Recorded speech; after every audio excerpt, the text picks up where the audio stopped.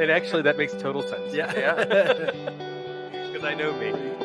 You know, so that's our life's mission. That's the McShin's mission. You don't have to understand my boundaries to respect them. Well, no, I'm the president, co-founder of McShin, a person in long-term recovery from substance use disorders. How do you go about fixing the damage in the trust between the family after you get out? Like, okay, I gotta work on that. Like, Celebrating my 6 months. Didn't have a cake. Yeah.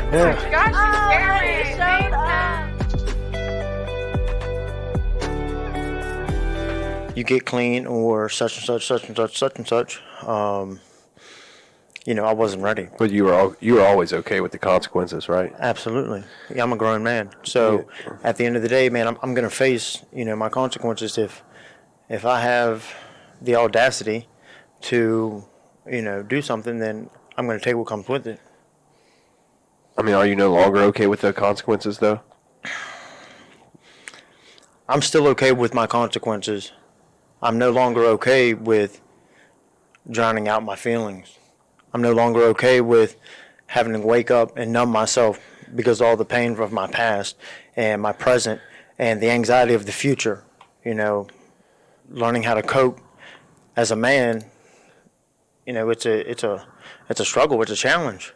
You know, I always use drugs to cover that up, you know. If you can't see my pain and my vulnerability, you can't hurt me. Of course. So drugs were my mask. You know, some people use humor. Some people. I see you use humor daily a lot. Absolutely. It's still a mask. I do it all the damn time. Like, what's going on, Kyle? I'm okay. Like, you know, so and so this and that, until we're laughing and joking, and I'm not thinking about what I was truly feeling. And it's okay for that moment for me, but it's not a long-term solution. You know, you were saying anxiety about the future. Like, what are you thinking about the future? Like, Are these cameras on? yeah, Because there's no red light. They're on. they're on. All right, you're gonna edit that out. Maybe. Maybe, I doubt it. Who cares? At the end of the day. What's the question? Are you high? No. All right, Absolutely not. Good. All right. We're gonna edit that out. Yeah. Nah, I'm just kidding. Well, he's like, he's looking for the red light. He's like, where's the red light? I mean, you know, it was a red light not even 20 minutes ago. And, you know, before I went to go find Tyrone, there was a red light. And when I got back, there's no red light. So I was like, huh. No, they're on. We're recording. All right, Yeah, cool. we're live. You messed this whole thing up. I don't care. I know you don't. I don't care. You know, hey Mom. So, Hey, ex-girlfriend. which one's watching? I hope all of them. All right. You know, I hope everyone. At the end of the day, you know, it's a battle every day. Are you trying to win? I have no choice. I have no choice.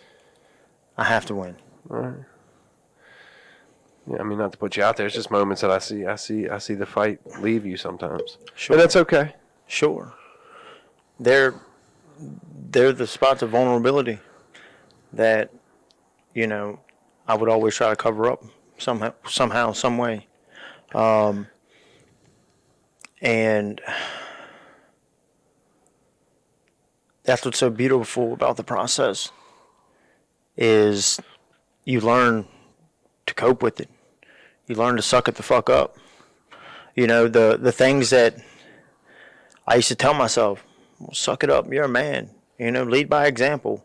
You know, all that stuff was good, man, but, you know, as cliche as it is, practice what you preach.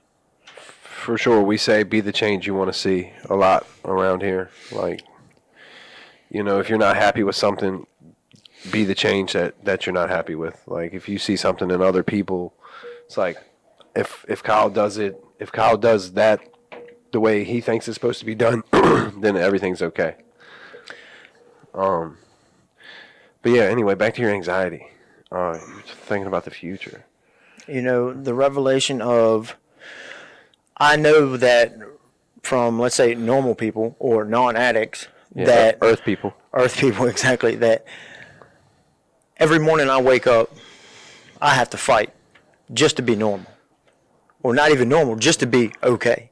And, before I can go make my coffee, before, I can get my kids up, before I could do any of that for the rest of my life, I'm going to have to really ask myself, is today going to be the day that you fuck it all up? Is today going to be the day that you pick up? And then, I take it from there. People say one day at a time. I don't care if it's fucking 1 second at a time. This can be the hardest thing anyone has ever done, but the most simplest, with the support and the perseverance of, are you tired enough? Are you tired enough of being fucking sick? Are you tired enough of having to chase the dope man around for fucking, hours and hours on end? It's a never-ending cycle. You have no life. You have no morals. You have no feelings. Yeah, the only feeling I have is like anxiety of where I'm gonna get the next one from. That's it. Worry, anguish, pain. And just because, we don't get high no more doesn't mean that shit's not going to fuck up. You're still going to have anxiety of bills. You're still going to have anxiety of your job. You're still going to have anxiety of, why hasn't this girl texted me back? You're still going to have anxiety. It's just now, how are you going to deal with it? You got a phone? Absolutely not. Absolutely not. Intensive patients are not allowed to have phones. Thank you. So who's not texting you back? I mean, bro, you get it. I do. I'm just. All right. And see, this is what it's been, our entire life. You just want to poke and poke and poke until you set the bomb off. You just want to pry with wires and be like, is this motherfucker gonna... Okay, there it goes. There it goes. And then you see me explode. But you can also rein me right back in. I don't know if people know this, but, you and I, we have a history together. Yeah, Nathan beat me up one time. He broke my face. How do you guys know each other? Active addiction. I mean, Well, yeah, kind of, really, but it goes back deeper than that. I think the first time I ever heard of Kyle Goddard, I had a little nephew, kid, nephew, whatever, man, kid that I called like my little brother, little cousin, whatever, was like, man, this kid is fucking with me, and I was like, what's his name? And he was like, Kyle Goddard. He keeps fucking with me at the skate park, and I was like, all right, well, let's go find this motherfucker. I never found him, but. Yeah, but completely a lie. I was not messing with that kid at all. That kid had a girlfriend, and anyway, It is what it is. Yeah, it is what it is. But Sounds like it was a while ago. yeah, probably 15 years ago. But I was probably 20 years old when me and Nate started hanging out. I think I fought Nate when I was 19. And when I say fight, MMA, Nathan's a professional MMA fighter, by the way. I didn't know that, Yeah, Nathan's a professional MMA fighter. But yeah, I fought him. It's 2010, maybe. Oh, you used to fight too? For a short period, yeah. But yeah, so Nathan beat me up real bad that night, and We've been best friends ever since. dude, one of the best humbling experiences I've ever had in my life. And Nathan was a rock solid dude after that, and I'm not saying he wasn't before that. It's just that's when our connection, our bond was made, and we were using together when we hang out, but life wasn't unmanageable yet, so it was hard for me to realize that I was an addict. I don't know if Nathan knew he was an addict yet, but I didn't realize it yet. So I could differentiate work, skateboard, hang out with Nathan, train, spar a little bit, do whatever.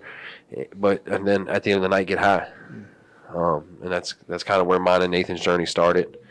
And then so Nathan went to prison for how long? 8 years. Straight? Straight. Yeah. I I wasn't happy with how the dope man was treating me, so I paid him a visit, and almost 10 years later, here we sit. Do you want to talk a little bit about that? You want to Sure, tell us what happened? absolutely. That was some of the most depressing times of my life, but it was also some of the most enlightening times of my life.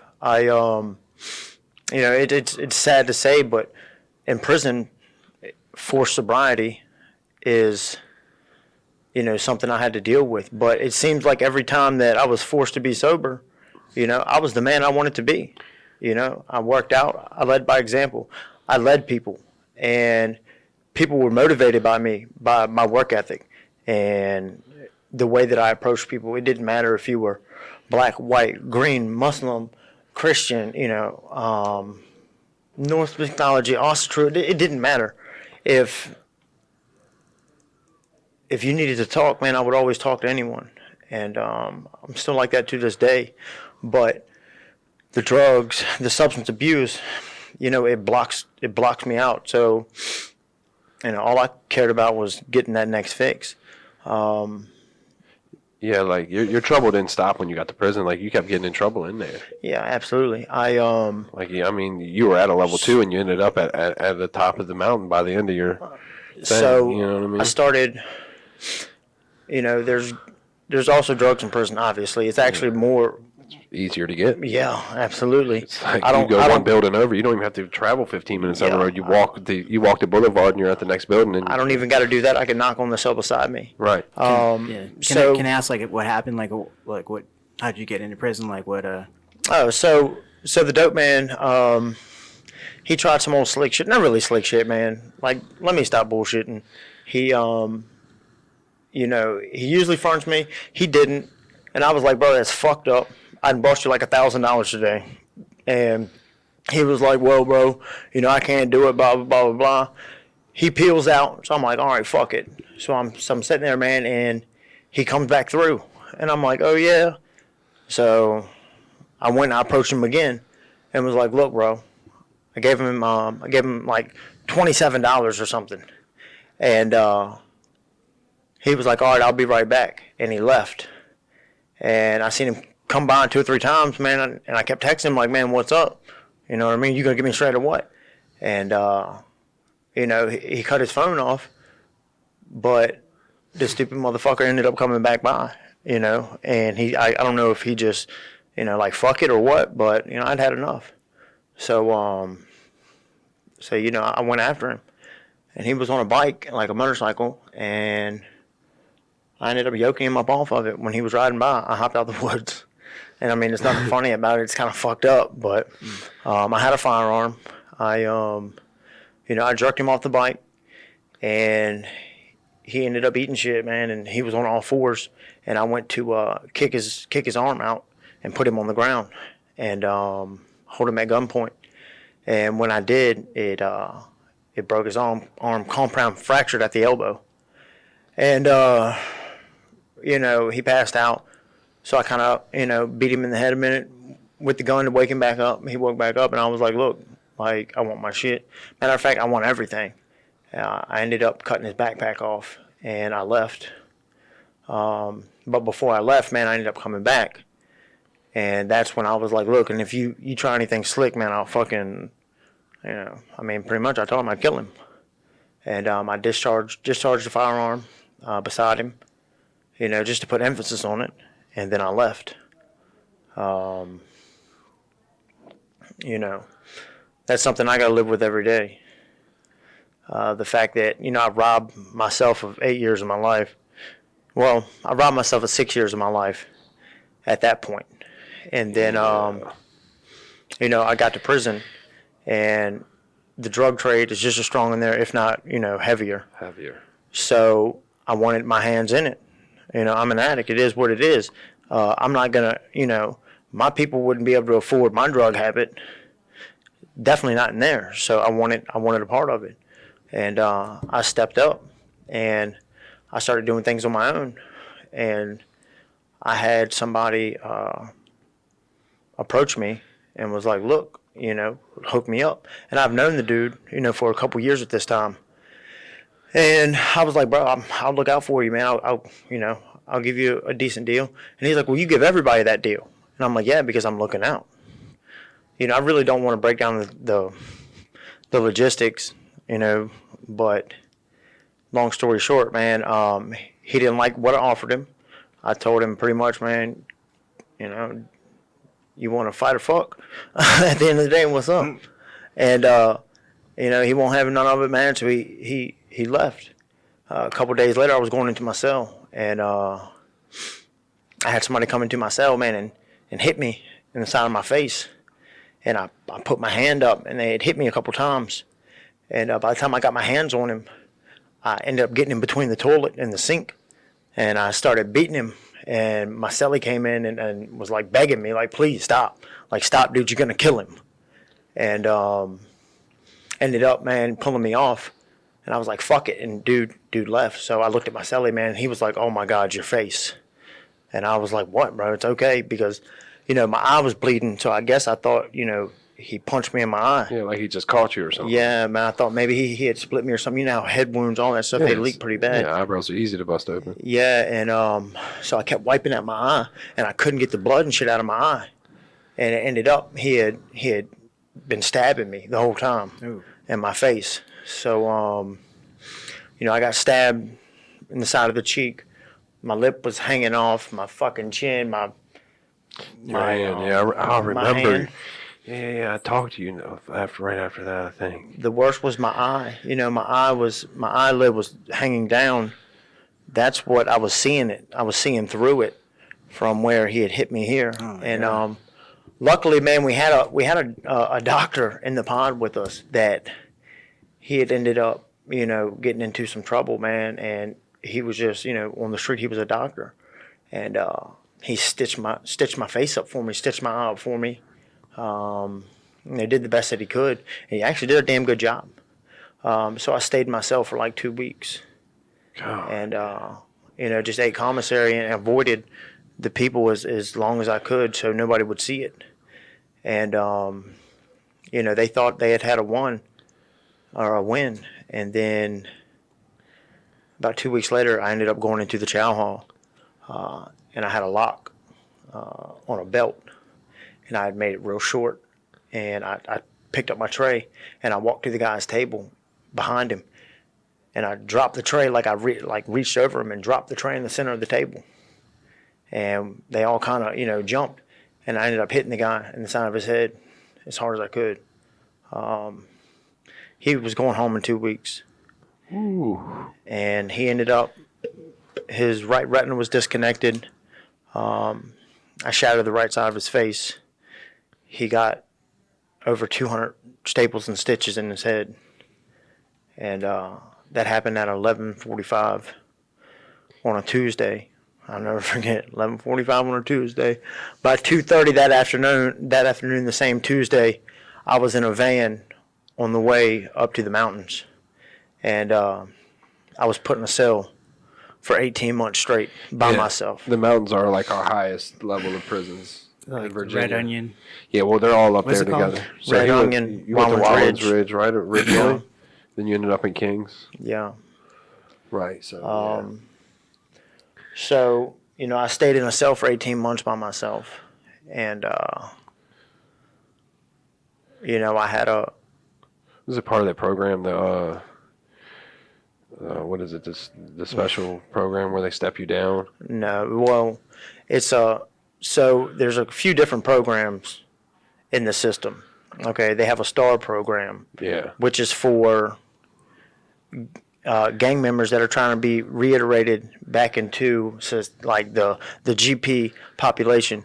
That's also used as like a junkie move. These guys will check in owing money, they'll run up debts, and then they'll check in and then be like, oh, well, the such and suches are, after me, or I used to be a gang member and I want to check out, or whatever, I need protection. And then there's a step down program so Virginia passed a law that there was no more long-term seg. So you can't be in segregation over 15 days without moving your cell. A lot of that is because of the long-term seg. I wasn't lucky enough to get into that. So I was in the cell for 18 months by myself with nothing. I got 2 envelopes, 2 pieces of paper, and a flex pen. Yeah, nothing to read. No. I could have got a Bible, but, that just wasn't my thing. So my slot opened 3 times a day. They would wheel my showers to me. And Oh, you literally couldn't leave, like no, not even to shower. no. I literally sat in the cell for 18 months Yeah. by myself.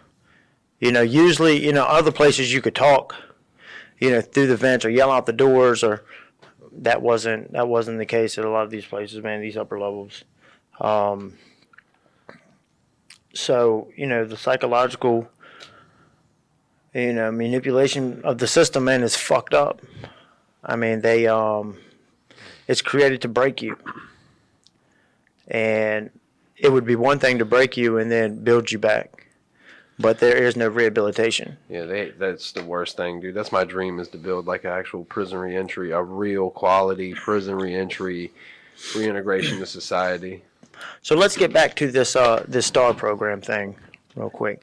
Okay, so now you have all these guys that are checking in. They're running up these debts, these drug debts. They're running up, or they were gang members that got, caught doing things they shouldn't, or they found out they were, rats, snitches, whatever. So they're filling this whole compound up. It's 3 buildings. One building was under repair at all times. They were putting AC into it.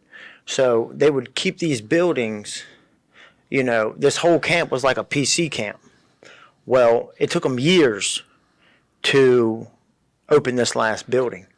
And at the end of my run, we have a thing called reentry. Like once you get 18 months or something under, you go to a reentry. And they ended up opening this last building at Keene Mountain. It was still considered level 4, level 5.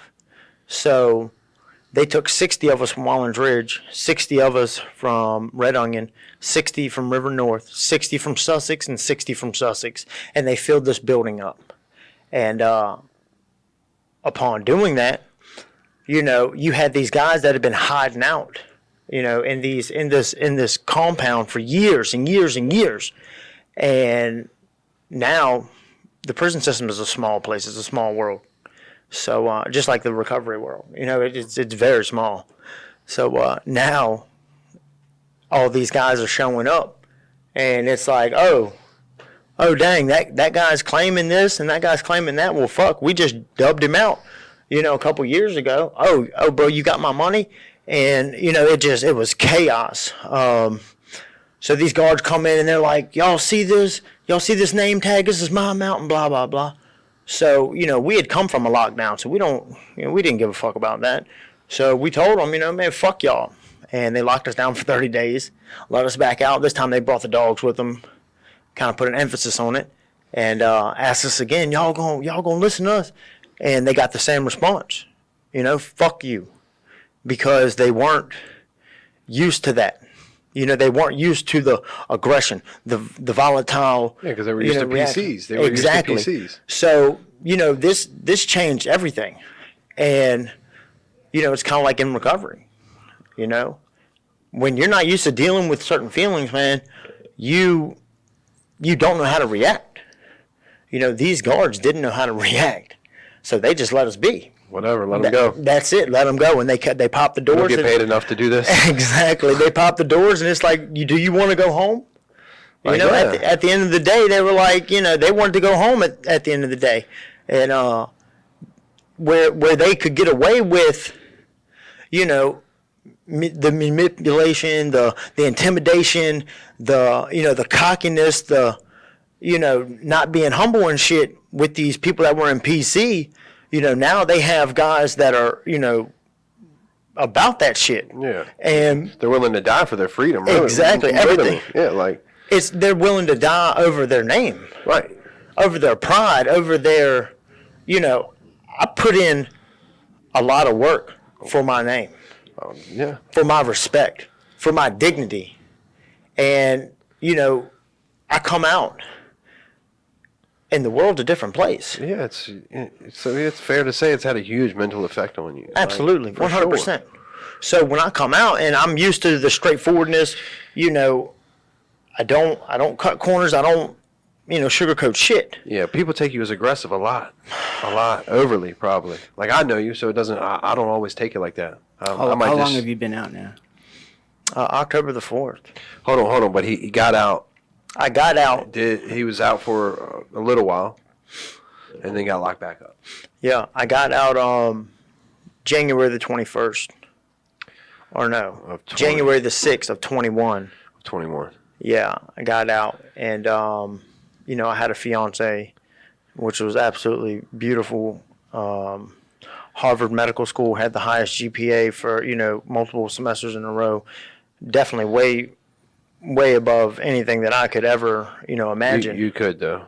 Yeah, I mean now because you had it. Now, absolutely. You know, it's all about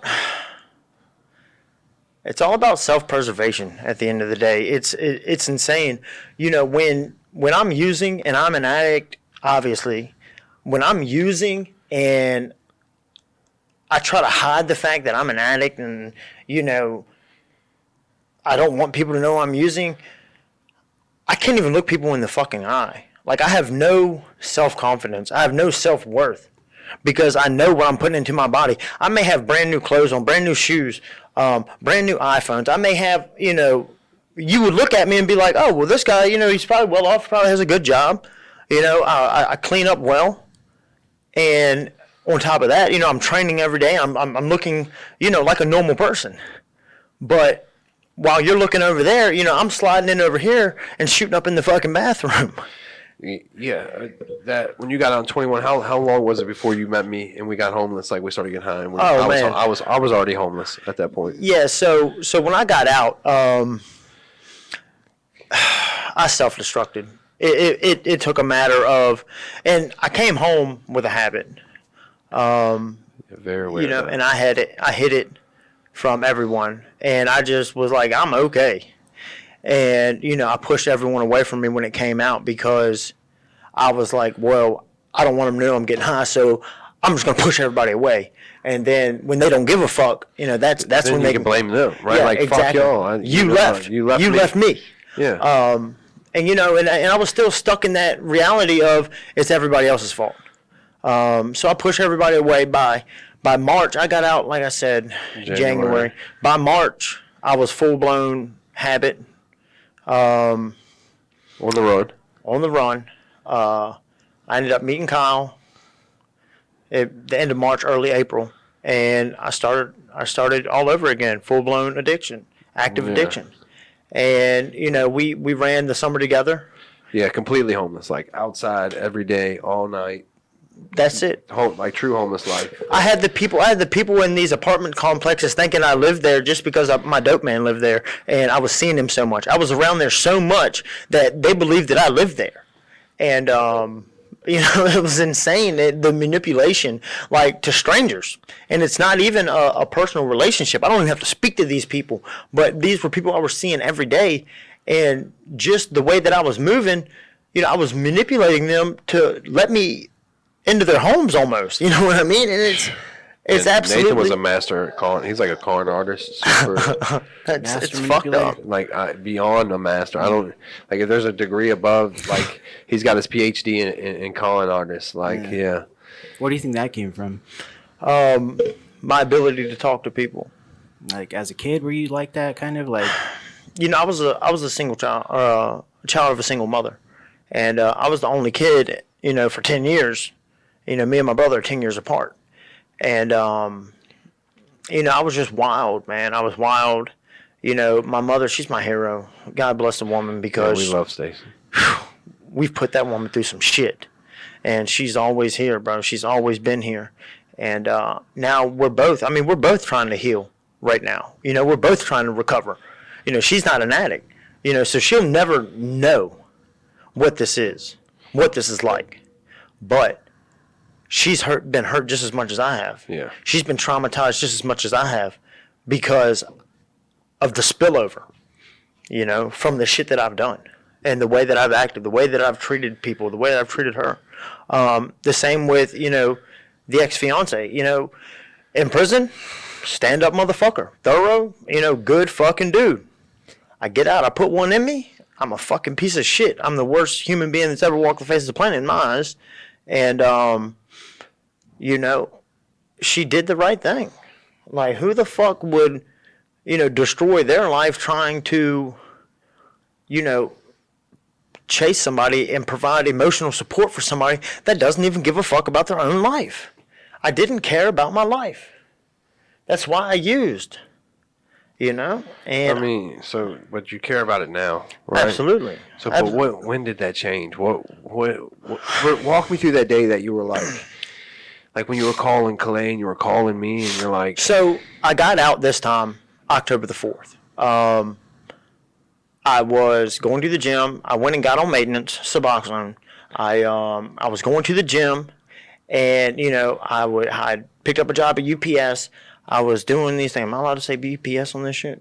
Yeah, that's your story. Yeah. Yeah. So anyway, so I'm doing it, and I'm thinking I got everything under control, man. And then my housing was fucked up. I didn't have a license. I was trying to, get money to get a license in a vehicle. So, I start staying in these hotels off of Midlow and shit. And lo and behold, people, places, things. So I pick up within a matter of days of being home. All these great things I didn't, the couple days that I was home, I just destroyed within the couple days that I was home by picking back up. And, I was fucking miserable. I died in a parking lot. Well, I'm not going to say died in a parking lot because but you OD'd multiple times, like very quickly, right? I OD'd once, one night, and it's the coincidence of it. Somebody in my house, a great friend of mine, we didn't know each other at all. 2 weeks ago. And I say a great friend of mine because he's going through this with me, and he's growing and he's maturing through this. It seems like a lot faster than most. And, this guy watched me go out in a parking lot, didn't know me from Adam, watched me go out in the parking lot and called the ambulance, was like, look, we need an ambulance, I think. This guy is out.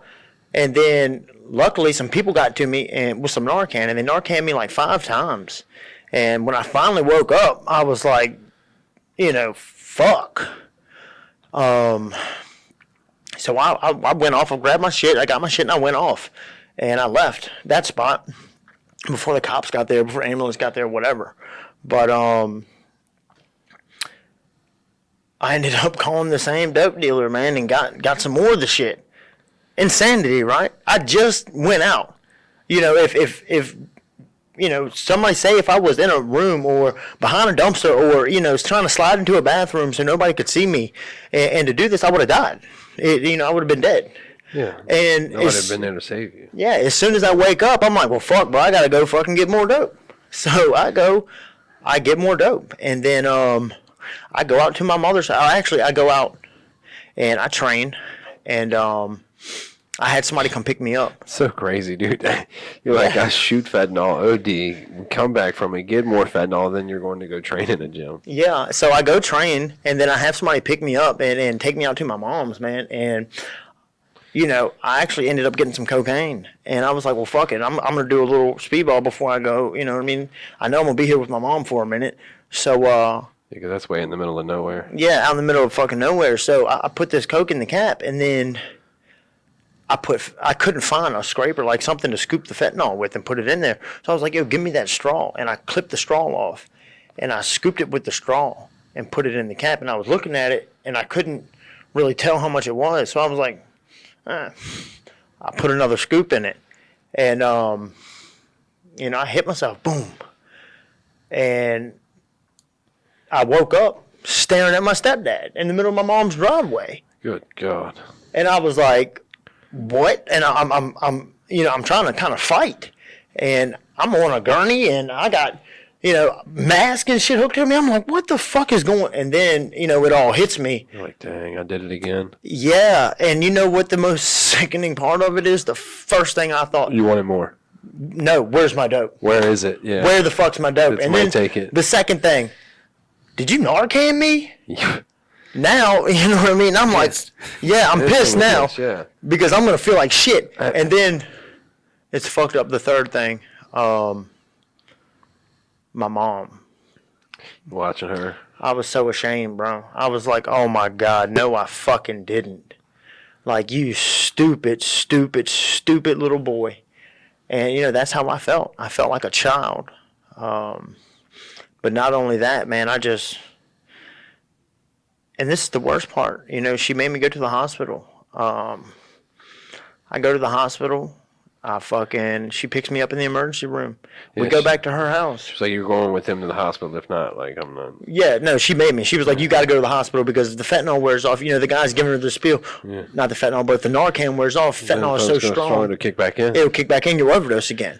So, you know, I end up going to the hospital. By the time my mom gets there, you know, they release me. I go back out, and there she is.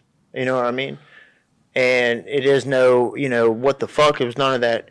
She said, "Are you hungry?" Are you hungry? And I'm like, bless this woman. Thinking about it, man. Like, you know, yeah, exactly. All. Like, bless this woman's fucking heart, dude. Like, what? Like, what? It's called love. It's called unconditional it's love. It's a crazy fucking thing, man. And, you know, and guess what? I spit right back in her face. She took me straight home. And the dude that I was with ended up taking the dope and everything and hiding it in the woods. The next morning, I went and found it. And, you know, she knew what I was doing. She pulled right up on me and was like, "What are you doing?" I remember you saying you were like throwing stuff. Yeah, like I'm trying to throw shit and like, "Oh, hey, mom." And she's like, "Get the fuck in, stupid."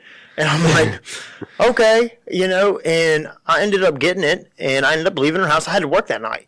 So I was like, I got to go to work. And she's like, okay. So, you know, I continue to use. I ended up getting somewhat stable living, a studio, and, you know, I got, you know, Alexa so I can listen to music, and, you know, I got a TV, and, you know, I'm living it up now. I'm like, well, fuck, this is all right, but I'm still constantly using.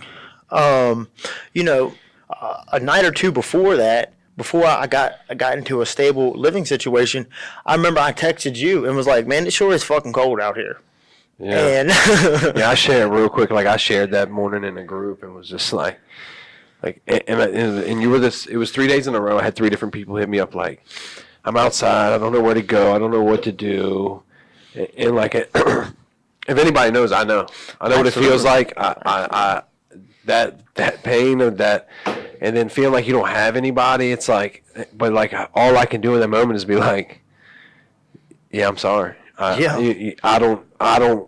If you don't want to change, you don't want to change, and I'm not gonna shame you. I'm not gonna make you feel bad, because the last thing I wanted when I was outside sleeping in the cold rain on a roof, or you know, sleeping in a park, was somebody telling me how terrible I am. Right, like, what is going on with you, Kyle? You need to get your life together. Exactly. So just, hey, look, I'm sorry, bro. I wish there was more I could do for you. I got $4.50 on the Cash App. Yeah, I send you $4.50 on the Cash App. Yeah, you hungry? And you know, but which probably did not go to food, but it doesn't matter what it went to. You know, at the end of the day, man, you know, I've always had solid people in my corner, and so. I get into this stable living situation, man, and I'm sitting there and I'm like, things are looking up. I got a good job, you know, I got a good stable living situation. I got, you know, I got Alexa so I can listen to whatever I want, whenever I want. That's the beauty of it, man. Music is such a staple in my life. You know, I love it. So it comforts me. It helps me. What were we saying, man? The ha-ha moment? Ha-ha? Yeah, well, yeah, cool. Yeah, your aha moment, like when you were like for real, and Clay's like, show up, just show up. Yeah, like, so I called Clay, and he actually came out and met with me and my mother, and I was going to come here and go straight into sober living, and they were like, sure, if you can piss clean. And I was like, yeah, give me a couple days. Yeah, right. Yeah, I remember you came up here, and then you were like, I'll be back in like 3 days. I got to start another job. And yeah, and you know, that was just me fucking bullshitting. So I leave. And just really quick for everybody out there listening, Clay's the men's program director at the McShin Foundation. Yes, Clay Porter. Great guy. Great dude. I actually met him when I got out of prison for the first time, and he was sitting almost in the situation that I am now, as far as... You know, he'd only had like 10 or 12 days clean when I met Clay. Now he's a men's director. Now he's a men's director, I used to be his director at another recovery facility, and then like now he manages me. He's kind of like my boss. He says he's not, but like I treat him like he is. Yeah. But I mean, it's just beautiful, man. Like recovery is a beautiful thing, if you're willing to do it. So I called Clay, man, and he ends up coming out and meeting me and my mother. I explained my situation to him. And he's like, look, man, I mean, I'll help you all I can, but, it's up to you. And I dwelled on that for a couple days, man. And, like I said, I'm in this stable living position. I got a good job. I have, my music. I have whatever I need. And What you think you need. what I think I need, but I'm still in active addiction. I was still using every day. I still needed, heroin, fentanyl to get the fuck up, and be able to do anything. Well, one morning I woke up and I was like, Alexa, play Louis Capaldi, "Lost on You," and it started. Checks out. Yeah, man, it started, man, and I just broke down, man. I cried. I was by myself in this little studio, man, and I cried and I cried and I cried. I thought about all the things that I had lost, the pain and grief I've caused my mother, the children without a father, my fighting career, the ex-fiance, everything, it all compelled. My goddamn dog, you know what I mean? It just all hit me at once, man, and I actually, I called Clay and was like, look, I need your help. He was like, you got to show up, bro. And I actually called one of my dealers, man, and was like, look, come pick me up. I got some money. And they were like, okay. So they came and picked me up, and I had them give me a ride over to Bryant Park. And yeah, I remember you called me. You're like, I'm at Bryant Park. I'm gonna run this 3 miles, and then I'm coming. yeah, And I can remember you're like, I promise you I'm coming. I'm like, well, just come. yeah, and that's what I wanted to do. I knew I was about to go into intensive, man. I knew I was about to really feel like shit. So I was like, I'm gonna run this fucking 3 mile loop right here, man, and then I'm coming, man. I just need this. And I went to Bryant Park, and I remember my dealer asked me, he was like, what are you doing? And I was like, I'm going to get clean. And she cried. She looked at me, dog, and she started crying. And she was like, she has always, believed in me. But, and that's such a touchy subject, man, because when you have friends that are also, people that you get drugs from, you got to cut that off. And, that was also, I think part of the grief, because she knew that, I could no longer be her friend. And, we were actually, there was a relationship there. And, nothing intimate, but, it was a relationship there. And, she told me she was proud of me. She told me she was going to miss my money, obviously. But, at the end of the day, it was like, I was done. I went and I ran the 3 miles and I came back, man, and I did my last shot, man, and I walked over here.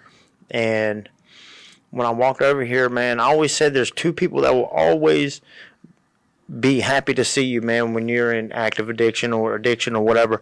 You can always count on two people: the dope man and the people in recovery. Like they will always be there for you. And it's on you to choose, which ones you want to do. It's always easy to pick up. This is the hardest thing I've ever done in my life. But it's the most fulfilling thing I think I've ever done in my life. For sure. I've never had this moment where I was like, oh, I've told myself a million times I want to quit, but I've never meant it. That was just me appeasing people. Whether everybody stopped talking to me right now, I would still be doing this because this isn't for anybody else at this point. This is for me.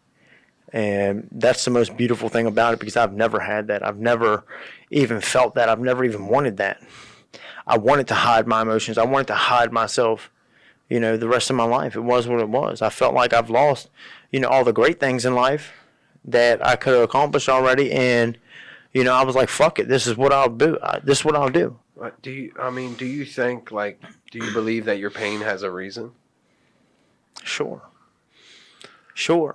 My pain is my fire, dude. That's my fuel. That's what. That's your story. You know what I mean? And it's beautiful. I feel like my pain could save somebody's life. That's it. That's the purpose. And I always tell people, there's very small regrets, and it probably comes with my children. But other than that, it's my path, my trajectory of life is for a reason, and like I truly believe that today, because like I have a higher power that I know nothing is ever wrong. Like everything is always right, even when it feels wrong, right? Like, and that's it's as simple as like those mistakes are purposely made because there's nothing learned from a win. There's nothing learned from a win. There's only learning. Yeah, right. Like there's no experience. You're gonna learn more from a loss than you are a win. For sure. That's because that's how the only way you grow is to experience defeat, to experience loss, right? Because you can't come back from a win. You won. You won, and it is what it is. I win every morning. I wake up now. You know what I mean? I win because I'm not fucking dope sick. Right. You know, but there's still something to learn in the day. You know, so whether it be patience. Yeah, you know, you got horrible patience. I mean, bro, you got to realize that I've been doing. Like, how long have we been sitting here? We got 47 minutes. I'm proud of you. Yeah, this is like, great, actually. I am freaking proud of you, dude. Like, you've sat still. Like, yeah, I mean, your legs bouncing and stuff, but like, I do the same shit. But like, you've sat still and you haven't been like, F this and F that and F, you know. Well, dude, I was about to pull out my toothpick and start chewing on the motherfucker, and then I was like, nah, let me not. But you know, I mean, it comes with it, man. I'm learning, bro. Like, it's progress, not perfection. As cliche as all this shit sounds, and as corny as all this shit is, it's all true. It fucking works, motherfucker. Show up, put in the fucking work. You'll have a happy life. It's simple as that. If you're not ready to quit, then you're not fucking ready. It is what it is. Go take your fucking chances with the xylazine and the fucking fentanyls and the fluorphenols and the designer opiates. Go take your fucking chances because that's what you're doing every time you pick up. You're taking a fucking chance. You're playing Russian roulette with your fucking life. And if you're a parent, if you're a brother, a mother, a father, or whatever, everybody's something. You know what I mean? Exactly. Everybody has somebody that loves them. So you're taking a chance of hurting a loved one. You're gonna hurt way more people than yourself by putting one in you and fucking dying. And you know, that's my biggest thing is I want if my words will save one person, one fucking person, if I can save one person from having to go through what I've been through, bro, that's a win. That's a fucking win. It amazes me. Like you say this thing all the time, like I have nobody to get high with anymore. Right? Yeah. But this is my sole purpose is like I have a lot of friends and family in recovery now, right? Like, and they're like, Kyle's doing it. I want to do it. And like, we talk about Stu. Stu's one of them. Anthony's one of them. And like, you know, now Nate, these are people that we've all been in active addiction with, man. And these are people that, you know, have my fucking back, bro. And they give me hope. They're miracles. This is a fucking miracle. I'm telling you, there was no. It's not like, you know, I was planning this and it just fucking happens, man. And until it happens for you, it is what it is. And yeah, I'm not. I mean, I pray it happens for everybody, but like, it's until you have that aha moment that Nathan had, like. And don't think I'm not fucking out of the woods. I'm not shit right now. I am literally so young in my recovery, man. I get set off. You can ask this, man. I get set off at least 30 times a day. And I'm learning to deal with these emotions. I'm learning to deal with, you know, feelings that I've never had coping mechanisms for. Yeah. I was never taught how to be a man. Actually, I'm sorry. I was taught how to be a man by Virginia DOC. That's how I was taught to be a man. So. Which is completely incorrect. Yeah. I mean, you can learn decent moral standards. Sure. What not to be. Right. You know, but it's not.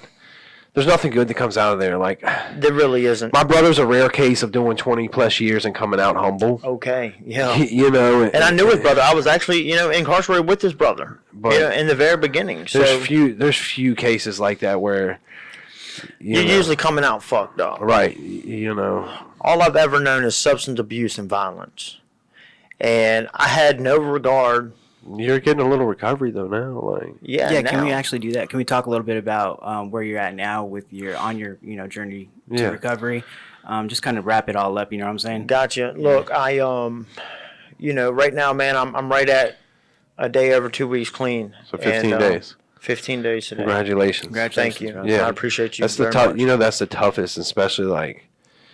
The hardest thing. 2 weeks. The hardest thing in my recovery right now, you know, I'm taking suggestions, but I'm still fucking hard-headed, man. I need to humble myself that is my biggest thing. I used to be very humble as far as but I also took it as like self-consciousness. Vulnerability is another thing. Like coming from doing this for so many years, man, and being somewhere that you do not show vulnerability, period. Like, for me to let you have any type of control over me or my emotions, you're absolutely fucking wrong. No, absolutely not. End of the question. Don't bring it up again. That's a big thing that I'm dealing with now. So, but I'm learning, man. I'm doing my best, and I'm trying to, be the man I'm supposed to be at the end of the day. And it's the hardest, most simplest thing I've ever done in my life. The program works, man. I'm not talking about, certain RCOs or any of that shit. I'm talking about NA. It works, man. The fellowship works. It's true. The support, man, you need people in your corner. You're not going to do this by yourself. You're not going to do this by yourself. And you just need the love, man. And everybody loves everybody. And it's a beautiful thing. Like, this is the best place for love. Anything else? You got anything else you want to share? Who, me?